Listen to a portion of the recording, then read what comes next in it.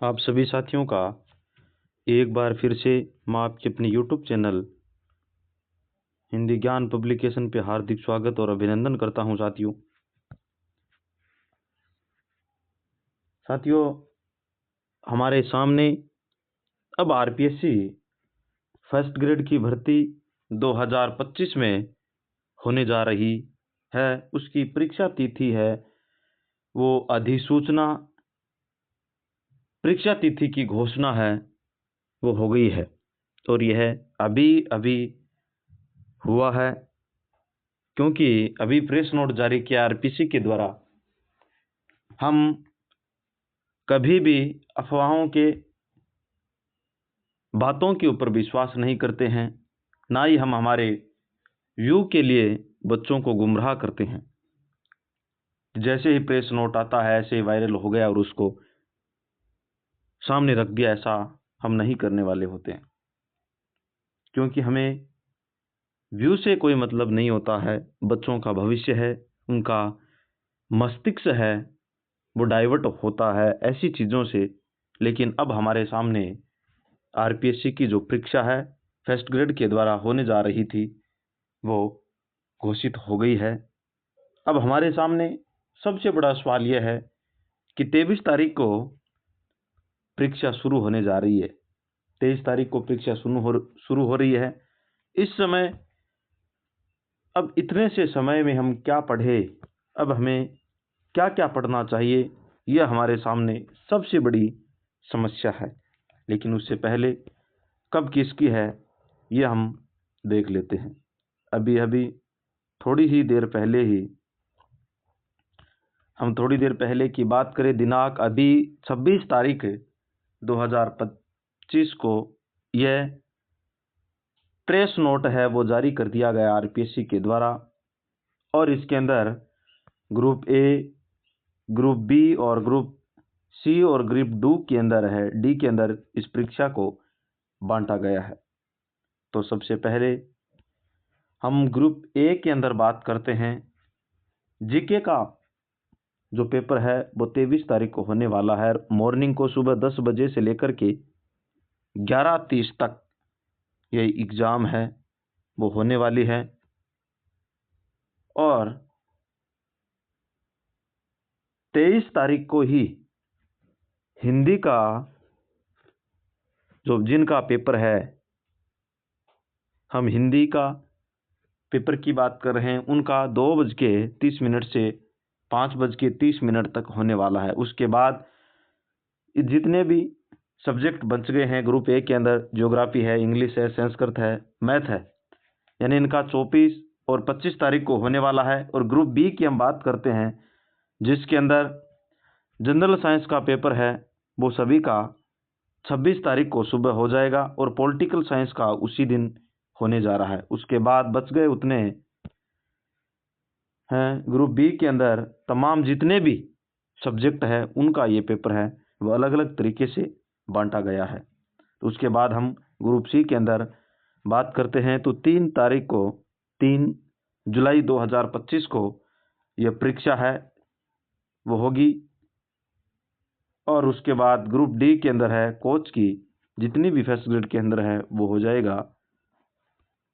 तो इस तरीके से यह परीक्षा का जो आज प्रेस नोट जारी हुआ है यह हमारे सामने आज अधिसूचना के रूप में और ये ऑथेंटिक हमारे सामने आया है। अब हम इसको मान सकते हैं कि हमारी जो परीक्षा है वो 23 तारीख से शुरू होकर के 4 जुलाई तक ये परीक्षा होगी। यह हमारे लिए एक विशेष बात है। अब हमें जिसकी हम चर्चा कर रहे थे कि हमें क्या क्या पढ़ना चाहिए, तो इसकी हम चर्चा अब करेंगे कि हमें सबसे पहले हमारे पास जो भी सब्जेक्ट है उसको सबसे पहले एक पार्ट के अंदर जो जीके वाला आता है उसको, और दूसरा सब्जेक्ट, दो हमारे पास पार्ट हैं ए व बी, ए और बी हम इनको मानते हैं। अब हम बात करते हैं, सबसे पहले हम सब्जेक्ट की बात करेंगे। तो सब्जेक्ट के अंदर हमें 5 दिन है वो क्वेश्चन पेपर पुराने हैं उनका सॉल्यूशन करना है। जितने भी सब्जेक्ट हैं उनका हमें सॉल्यूशन करना है। और मैं साथियों आप सभी के लिए पूर्व के अंदर जो पेपर आए हैं उनका यूट्यूब के ऊपर सॉल्यूशन करवाने वाला हूं। कहां पर? यूट्यूब के ऊपर उनका सॉल्यूशन है वो करवाने वाला हूं। और उसके बाद हम बात करते हैं, हम जीके की बात करते हैं। हम जीके यानी पहला पार्ट जिसको ए ग्रुप के अंदर होने वाला, उसको हमें अलग अलग भागों के अंदर बांट लेना है। जैसे राजस्थान के अंदर है, इंडिया है, और राजस्थान के अंदर भी ज्योग्राफी और हिस्ट्री और कल्चर, हमें एक ज्योग्राफी और एक हिस्ट्री और कल्चर दो के अंदर बांट लेना है। इंडिया के अंदर इसी तरीके से हम इंडिया के अंदर बांटते हुए चलेंगे। तो हम ज्योग्राफी के जो प्रश्न हैं उन प्रश्नों को हमें ध्यान में रखते हुए चलना है, क्योंकि यहाँ से लगभग 5 प्रश्न हैं, 4-5 प्रश्न हैं वो पूछे जाने हैं। तो इन्हीं के अंदर हमें सबसे पहले हमें भौतिक जो विशेषताओं वाला पार्ट है उसको ज़्यादा ध्यान में रखना है। और एक हमें ध्यान रखना है वो उद्योग और जनसंख्या। इन तीनों टॉपिक में से 5 प्रश्न आ जाएंगे और आपको कुछ भी पढ़ने की जरूरत नहीं है, और सभी के आपके पहले के प्रश्न हैं उनको हल कर लेना है।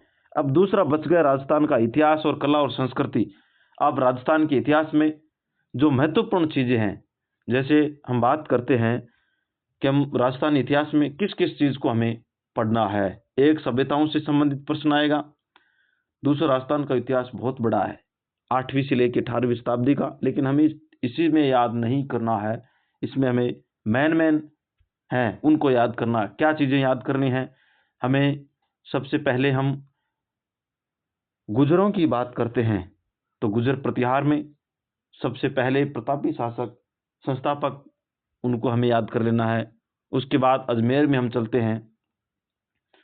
अजमेर के अंदर हमें अजमेर का जो 3-4 है उनको हमें याद करना पड़ेगा। जैसे विग्रहराज चतुर्थ है, पृथ्वीराज तृतीय है, अरुणराज है, इनको हमें तीनों को याद करना है। उसके बाद मेवाड़ में, मेवाड़ बहुत बड़ा है, लेकिन मेवाड़ के अंदर हमें क्या क्या, एक तो सांगा को, दूसरा राज सिंह को, प्रताप को, महाराणा प्रताप सिंह, राज सिंह, राणा सांगा, इनको याद हमें करना है। और 1857 की क्रांति के अंदर जो शासक हुए हैं उनको आपको देख लेना है। उसके बाद हम रणथंभौर पर हमीरदेव चौहान को, जालौर के अंदर कानड़देव चौहान को, इनके अलावा आपको कुछ भी पढ़ने की जरूरत नहीं है। अब हम बात करते हैं कि जयपुर के शासक को किन किन को हमें करना। भारमल, बिहारीमल, मानसिंह, इनको याद करना है। इनके अलावा प्रताप सिंह है, उनको स्थापत्य कलाओं से संबंधित प्रश्न है वो पूछा जाता है, उनको देखना है आपको।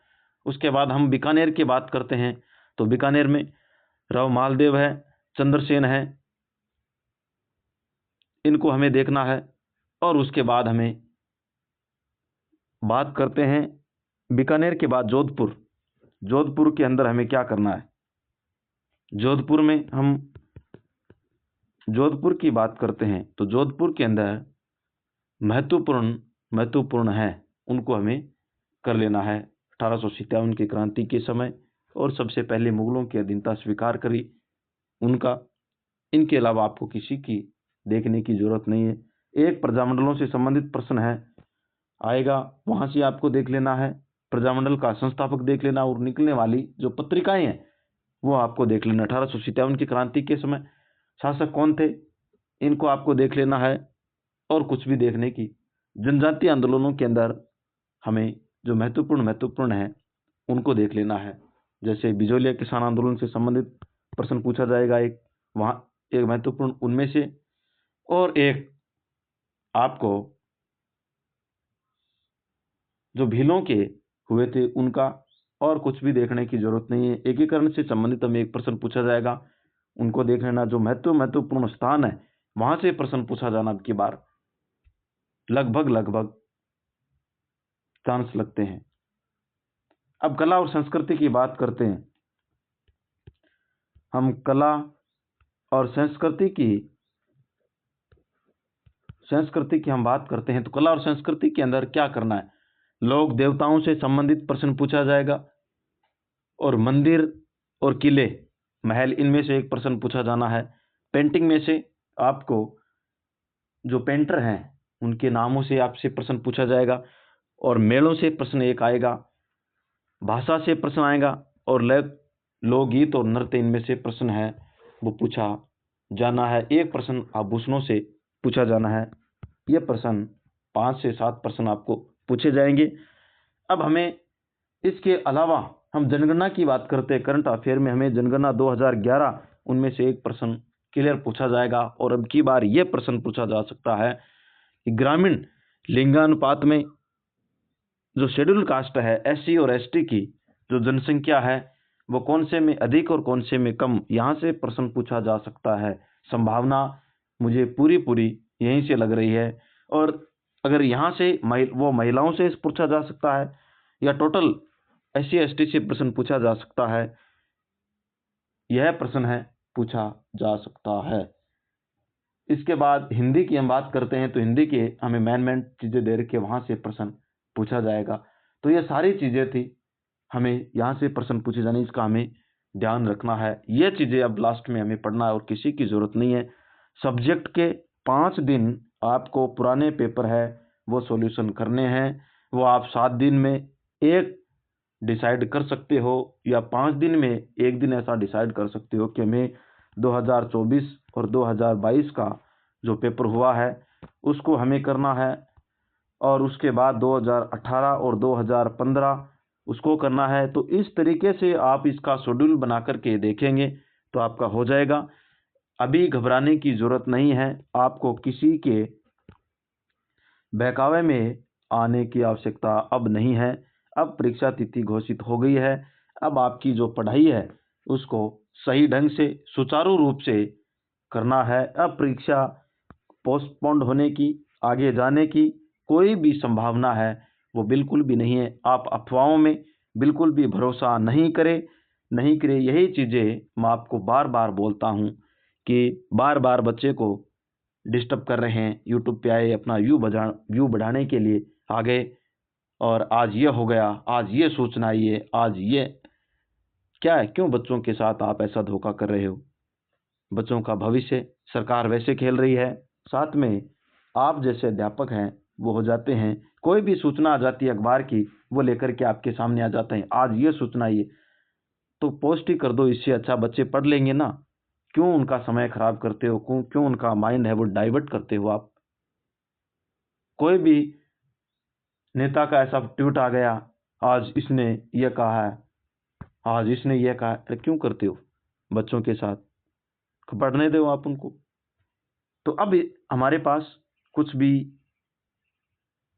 सोचने वाली बात नहीं है। अब आपकी जो परीक्षा है वो इसी दिन होने वाली है, इसमें कोई प्रकार का बदलाव नहीं होगा, क्योंकि RPSC ने अपनी जो व्यवस्थाएं हैं वो इस ढंग से कर ली है। अब इसके अंदर बदलाव संभव नहीं है। हाँ, पद बढ़ सकते हैं, लेकिन मुझे पद बढ़ने की भी ना के बराबर संभावना लग रही है, क्योंकि परीक्षा अब इसके बाद जल्द ही वापिस फिर से भर्ती आएगी, और वो भर्ती 5,000 से लेकर के 8,000 तक भर्ती है वो फर्स्ट ग्रेड की आने वाली, ये कन्फर्म मानिए आप। क्योंकि अभी एग्ज़ाम हो जाएगी, उसके 1 साल बाद ये भर्ती आ जाएगी, और धीरे धीरे चलते हुए 2 साल के लमसम जाएंगे, और उसके बाद इनके चुनाव हैं वो आ जाएंगी। तो राजनीति की चमकाने के लिए ये लोग हैं वो भर्ती निकालेंगे। तो धन्यवाद साथियों आप सभी का। अब आप अपनी तैयारी है वो ढंग से सुचारू रूप से करें। हम मिलते हैं पेपर सॉल्यूशन के साथ अगले वीडियो में। तब तक के लिए आप सभी को जय श्री कृष्णा, राधे राधे।